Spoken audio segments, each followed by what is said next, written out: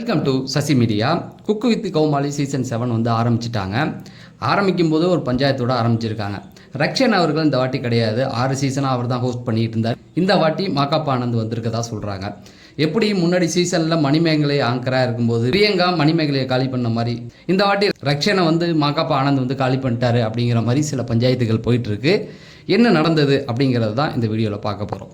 குக்கு with கோமாளி கிட்டத்தட்ட ஒரு 6 சீசனில் பார்த்தீங்கன்னா 2வது சீசன் தான் மிகப்பெரிய ஹிட் ஆச்சு. அந்த கோவிட் காலத்தில் வந்ததில் அதில் தான் வந்து மிகப்பெரிய ஃபேமஸ்ஸு. புகழ் வந்து அதில் தான் ரொம்ப புகழின் உச்சத்துக்கே போனார். அப்புறம் 3-4 நாள் அப்படின்னே போக ஆரம்பிச்சிது. அப்புறம் 4-5 இந்த சீசன் டைமில் தான் ஒரு சர்ச்சை உருவானுச்சு. வெங்கடேஷ் பட் வந்து அந்த சீசனை விட்டு ஒதுங்கி போகிறாரு அப்படிங்கிற மாதிரி சொல்லி மாதம்பட்டி ரெங்கராஜ்னு உள்ளே வந்தார். இப்போ அவராலேயே ஷோ வந்து கொஞ்சம் பாப்புலராக போகுது. சமையல்னால இல்லை, அவர் மேலே இருக்கிற அந்த புகார்னால குழந்தை யாருது 2 பொண்டாட்டி அப்படின்னு போய் இப்போ டிஎன்ஏ டெஸ்ட்லாம் எடுத்து அந்த குழந்தை எழுதில்லைன்னு சொல்லி இப்போ அந்த குழந்தை அவர்துன்னு வந்து அந்த ஒரு கேஸ் மாதிரி போயிட்டு இருக்குது. இப்படி போகிற சூழலில் தான் ரக்ஷன் தான் இந்த வாட்டி வந்து 7வது சீசனில் ஹோஸ்ட்டாக வருவார் அப்படின்னு எல்லாருமே நினச்சிக்கிட்டு இருக்கும்போது மாகாப்பா ஆனந்த் வந்தாங்க. அப்போ சோஷியல் மீடியாலாம் இந்த ஒரு செய்தி போயிட்டு தான் இருக்குது. மாகாப்பா ஆனந்த் வந்து பிரியங்கா இவங்க 2 பேருமே வந்து ரொம்ப வருஷமாக புதுசாக வர ஆங்கரெல்லாம் காலி பண்ணிக்கிட்டு அவங்களே ஷோ நடத்தணும்னு நினைக்கிறாங்க, எல்லா ஷோலையும் அவங்களே இருக்கணும்னு நினைக்கிறாங்க அப்படிங்கிற மாதிரி பார்த்தாலும் அப்படி தான் தெரியும். ஏன்னா எல்லா ஷோலையும் அவங்களும் வருவாங்க, புதுசாக வரவங்க கொஞ்ச நாள் இருப்பாங்க, அப்புறம் காணாமல் போயிடுவாங்க, அவங்களுக்கு ஷோஸே கிடைக்காது. நீங்கள் நல்லா பார்த்தீங்கன்னா நிறைய ஆங்கர் இருந்தாங்க, யாருமே இப்போல்லாம் இருக்கிறது இல்லை. அதே போல் பாவனாலாம் சும்மா தான் இருக்காங்க. முதல்ல ஜோடியெல்லாம் டான்ஸ் எல்லாம் அவங்க தான் பண்ணுவாங்க. சிவகார்த்திகேயன் இருந்தப்போ அவங்க காலி. இந்த பக்கம் பார்த்தீங்கன்னா ஜாக்லின் இருந்தாங்க, அவங்க காலி. ரக்ஷன் வந்தார். இப்படி அடிக்கடி புதுசாக வருவாங்க, அவங்க காணா போய்கிட்டே இருப்பாங்க. ஆனால் இந்த 2 பேரும் பார்த்தீங்கன்னா தொடர்ந்து இருந்துக்கிட்டே தான் இருக்காங்க. அதுக்கு காரணம் என்னன்னு நமக்கு சத்தியமாக தெரியாது. ஆனால் வெளியில் ஒரு பேச்சு வந்து போயிட்டுருக்கும். அப்படி இருக்கும்போது தான் மணிமேகலை வரும்போது மணிமேகலைக்கும் பிரியங்காவுக்கும் இருந்த அந்த ஈகோ பிரச்சனை இல்லை, பிரியங்கா வந்து மணிமேகலையை காலி பண்ணாங்க அப்படின்னு சொல்லி மணிமேகலையை ஒத்துக்கிட்டாங்க. அப்புறம் அவங்க அந்த சேனலை விட்டு வெளியேறிட்டாங்கன்னு வச்சுக்குவோம். இப்போ அதே போல் மாகாப்பா ஆனந்த் வந்து இந்த ஷோக்குள்ளே வந்துட்டார். ஏன்னா அவர் இந்த மாதிரி ஷோக்கு வரமாட்டார், டான்ஸு பாட்டு இதுலேயே நிறுத்திக்குவார். அடுத்து பார்த்தீங்கன்னா இவரை வந்தோடனே ரக்ஷனுக்கு வந்து வாய்ப்பு இல்லையா அப்படின்னும் போது இப்போ கிடைச்சிருக்க செய்தி என்னென்னா ரக்ஷன் அவர்கள் வந்து தான் வேணான்னு சொல்லியிருக்காராம். ஏன்னா ரக்ஷன் அவர்களுக்கு வந்து இப்போ சினிமாவில் பிஸியாக இருக்காராம், அதனால் இப்போக்கி அவரால் இங்கே வர முடியாது அப்படிங்கிற மாதிரியும், ஆல்ரெடி டான்ஸ் ஷோ வந்து அவர் எடுத்துக்கிட்டாரு, ரக்ஷன் தான் இப்போ பண்ணிக்கிட்டு இருக்காங்க, இன்னொருத்தவங்க புதுசாக வந்திருக்காங்க அவங்களோட பண்ணிக்கிட்டு இருக்காங்க, அது போதும் அப்படிங்கிறதுனால சொல்கிறாங்க. இந்த பக்கம் பார்த்தீங்கன்னா கண்டஸ்டண்ட்டாக இருக்கட்டும், கோமாளியாக இருக்கட்டும், அதிக பிக் பாஸ் முகங்களை பார்க்க முடியுது. முதல்ல பார்த்தீங்கன்னா சுனிதா அவர்கள் ரொம்ப வருஷமாக இருக்காங்க, அவங்க வந்து பிக் பாஸ் போயிட்டு வந்தவங்க தான். அதுக்கப்புறமா பார்த்தீங்கன்னா நிஷா அவர்கள் இந்த வாட்டி புதுசாக வந்திருக்காங்க, கப்புள் ஷோவாக அறிமுகப்படுத்தியிருக்காங்க. அதில் வந்து நிஷா பிக் பாஸ் போயிட்டு வந்த நிஷா இருக்காங்க. சன்முக்தா அதாவது ஆரி இருந்த சீசனில் ரொம்ப நெகட்டிவாக போயிரு போச்சு அவங்களுக்கு, அவங்க வந்திருக்காங்க. ஆனால் அவங்க வந்தது பார்த்தீங்கன்னா கிரிக்கெட் வீரர் ஸ்ரீகாந்தோடைய பையனை திருமணம் பண்ணியிருக்காங்க, அவரையும் கூப்பிட்டு வந்திருக்காங்க. இது ஒரு நல்ல முயற்சியாக இருக்குது. ஏன்னா கிரிக்கெட்டில் மட்டுமே அவர் சுற்றிட்டு இருந்தார், ஐபிஎல் பார்க்குறவங்களுக்கு அவர் நல்லா தெரியும். இந்த மாதிரி ஷோவில் வரும்போது நல்லா கவுண்டர் காமெடி இதில் வந்து அவர் ரீச் ஆவார் அப்படின்னு சொல்லி ஸ்ரீகாந்த் கூட வாழ்த்து சொல்லியிருந்தார். போன சீசன்லேருந்து சௌந்தர்யா அவர்கள் வந்து கோமாளியாக உள்ளே வந்திருந்தாங்க, அவங்களும் இந்த வாட்டி வராங்க. அடுத்து பார்த்தீங்கன்னா இந்த வாட்டி 9வது சீசனில் வந்து டாப் வின்னராக ஆக வேண்டிய கானா வினோத் உள்ளே கூப்பிட்டு வந்திருக்காங்க. ஒரு நல்ல முயற்சியாக பார்க்கப்படுது. ஏன்னா கானா வினோத்துக்கு நல்ல ஃபேன் ஃபாலோவர்ஸ் இருக்காங்க. பிக் பாஸ்லேயே அவருக்கு மட்டும்தான் அதிக ஃபாலோவர்ஸ் இருந்தாங்க.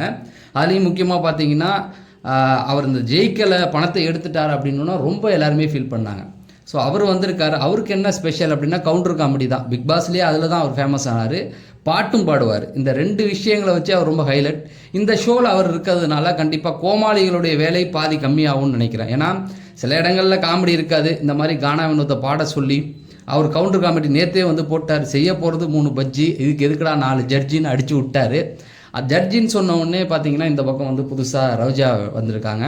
அந்த பக்கம் தெலுங்கில் வந்து ஜெகன்மோகன் ரெட்டி அவங்க பார்ட்டியில் இருந்தவங்க, இப்போ வந்து அவங்க ஜெயிக்கலை, எதிர்கட்சியாக இருக்காங்கன்னு நினைக்கிறேன். அங்கே வேலை இல்லை அப்படின்னோடனே இங்கே வந்துட்டாங்க. நீங்கள் நல்லா பார்த்தீங்கன்னா ரோஜா அவர்கள் வந்து போன 5 வருஷத்தில் அதிகமாக தமிழ்நாட்டு பக்கம் பார்த்துருக்க முடியாது. ஏன்னா இப்போ அங்கே மினிஸ்டராக இருந்தாங்க, அப்போ வரல. இப்போ அங்கே இல்லை, அவங்க எதிராக பவன் கல்யாண் சந்திரபாபு நாயுடுலாம் இருக்கிறதுனால அங்கே அவங்களுக்கு பெருசாக வேலை இல்லை அப்படின்னோடனே இங்கே கூப்பிட்டு வந்திருக்காங்க. ரோஜா இருக்கும்போது அவங்க வந்து தெலுங்கில் பார்த்தீங்கன்னா டி ஜோடி, ஜபர்தஸ்த் அப்படின்னு சொல்லி காமெடி ஷோக்கெலாம் ஜட்ஜாக இருந்தவங்க. ஜபர்தஸ்த் அங்கே ரொம்ப ஃபேமஸாக போகும் தெலுங்கில். அதில் இன்னமும் யூடியூப்பில் போட்டு பார்த்தீங்கன்னா அந்த ஷோ மட்டும் இன்னும் ஹைலைட்டாக போயிட்டுருக்கு. அதில் ஜட்ஜாக இருந்தவங்க தான். அதனால் அவங்களுக்கு வந்து இந்த ஷோவும் வந்து கை கொடுக்கும். செஃப் வந்து தாமு இருக்கார், அப்புறம் கௌசிக் இருக்கார், மாதம்பட்டி ரங்கராஜ், இப்படி இவங்களெல்லாம் வச்சு ஒரு இந்த சீசன் 7 வந்து ஹிட் ஆக்கணும். ஏன் அப்படின்னு பார்த்தீங்கன்னா ஆப்போசிட்டில் வெங்கடேஷ் பட்டோடைய டாப் குக்கு டூப் குக்குன்னு அதுவும் வந்து நல்லா ரீச் ஆகிட்டு இருக்கு சன் டிவியில் போகிறதுனால. நீங்கள் நல்லா பார்த்தீங்கன்னா அர்பன் அந்த நகர்ப்புறங்கள்லாம் பார்த்தீங்கன்னா குக்கு வித் கோமாளின்னா வில்லேஜ் சைட்லாம் பார்த்தீங்கன்னா அந்த சன் டிவியோட இது வந்து ஃபேமஸாக போயிட்டுருக்கு. ஸோ அவங்களுக்கு ஒரு டஃப் கொடுக்கணும் அப்படின்னு சொல்லி தான் இந்த மாதிரி இறக்கியிருக்காங்க. அதுவும் இந்த வாட்டி கப்புள் ஷோ அப்படிங்கும்போது ரொம்ப களைகட்டும். அதாவது 3 பேர் இருப்பாங்க, ஒரு கோமாளி 2 கப்புள் அப்படின்னு சொல்லி.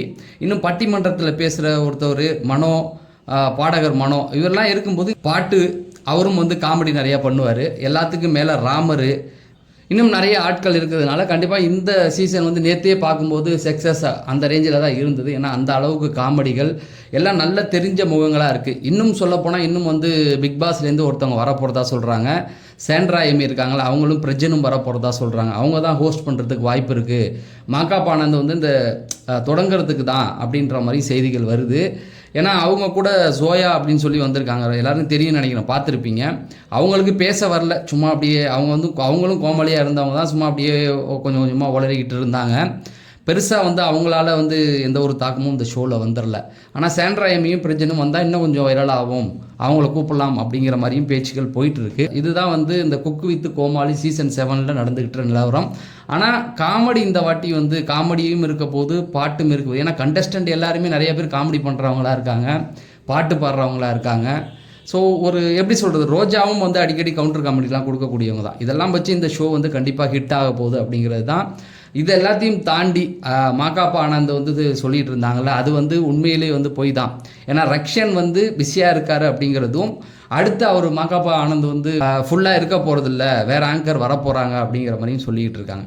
இது எல்லாத்தையும் தாண்டி பிக் பாஸ் கண்டஸ்டன்ட் வந்து இந்த வாட்டி வந்து அதிகமாக இருக்காங்க. ஒவ்வொரு சீசன்லேருந்து வந்தவங்களாம் இருக்காங்க. ஆனால் இந்த வாட்டி வந்து 9வது சீசன்லேருந்து வந்து கானா வினோத் இருக்கிறது ரொம்ப ப்ளஸ்ஸாக இருக்குது. ஏன்னா பிக் பாஸில் அந்த காமெடி அப்படின்னு சொல்லும் பொழுது எல்லாருமே பண்ணியிருப்பாங்க சாண்டிலாம் இருந்தபோது. ஆனால் பிக் பாஸை சிரிக்க வச்ச ஒரே காமெடியன் வந்து காமெடியன்னு சொல்ல முடியாது, கவுண்டர் காமெடி கொடுத்து பிக் பாஸையே சிரிக்க வச்சவர். உலகத்திலேயே சந்தோஷமான கண்ட்ரி எதுன்னு தாய்லாந்துன்னு சொல்லி அந்த ஒரு போணுச்சு, பிக் பாஸே உழுந்து சிரிச்சிட்டார். ஸோ அந்த மாதிரி நிறைய கவுண்டர் காமெடிலாம் போட்டுக்கிட்டே இருப்பார். நிறைய பாட்டுகள், அவருடைய பாட்டுகள் ரொம்ப சூப்பராகவே இருக்கும். சென்னையை வச்சு இளையராஜா சாங் அப்படின்னு சொல்லி சூப்பராக பாடுவார். இதெல்லாம் வந்து இந்த சீசனில் இருக்க போகுது அப்படிங்கிறது தான். தொடர்ந்து பார்க்கலாம். ஒவ்வொரு வாரமும் இது சார்ந்து ஏதாவது அப்டேட் கொடுக்கணும், எப்படி இருந்தது அப்படிங்கிறத தெரிஞ்சுக்கணும்னு நினச்சிங்கன்னா கமெண்ட் செக்ஷனில் குக்கு வித் கோமாளின்னு போடுங்க. இந்த வீடியோவை லைக் பண்ணியிருக்கேன், நம்ம சேனலில் சப்ஸ்கிரைப் பண்ணியிருக்கேன். நம்ம அடுத்த வீடியோவில் சந்திப்போம். நன்றி, வணக்கம்.